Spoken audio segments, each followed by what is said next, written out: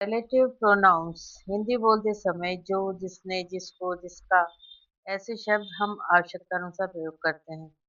अगर हम इन्हें अंग्रेजी में प्रयोग करें तो हमें ये देखना होगा कि इनमें जो रिलेटिव प्रोनाउंस हैं, जो ये आपस में रिलेटिव होते हैं, संबंधवाचक सर्वनाम होते हैं, इन्हें रिलेटिव प्रोनाउंस कहा जाता है। अंग्रेजी में निम्नानुसार जैसे हु का मतलब होता है जो, जिसने, जिन्होंने, इस प्रकार। इसका एक एग्जाम्पल है Ram is the boy, only boy who come on time. Second है विच, विच इज विच भी हु के समान ही होता है, यानी कि जो। लेकिन हु और विच में अंतर ये होता है कि हु का प्रयोग केवल मनुष्यों के बारे में यानी लिविंग मनुष्य में के बारे में होता है, विच का मनुष्य निर्जीव जो नॉन लिविंग होते हैं उनके लिए भी हो सकता है और एनिमल्स के लिए भी होता है। इसलिए ये दोनों में डिफरेंस होता है। परंतु अगर हम प्राणियों के लिए हु का उपयोग नहीं करेंगे, हु आप उपयोग कर रहे हैं मतलब आप किसी मनुष्य के बारे में बात कर रहे हैं। जैसे for example this is the only book which I haven't read. ये डिफरेंस होता है।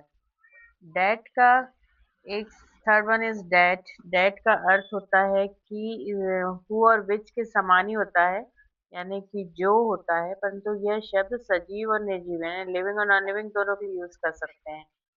यह एक किताब है जो मैंने नहीं पढ़ी। This is the only book that I haven't read and he is said to me that he is non आप इसको आगे कुछ भी कह सकते हैं।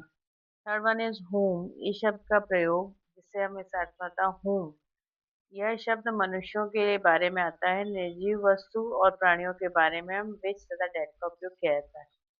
हु यानी हम केवल मनुष्यों के लिए करते हैं। Rahul is the only boy who we can ask this, जिससे हम बात कर सकते हैं राहुल। अब हम यहाँ पे केवल मनुष्यों का यूज करेंगे, मनुष्यों के लिए इसे यूज करेंगे। उसके बाद आता है हुज।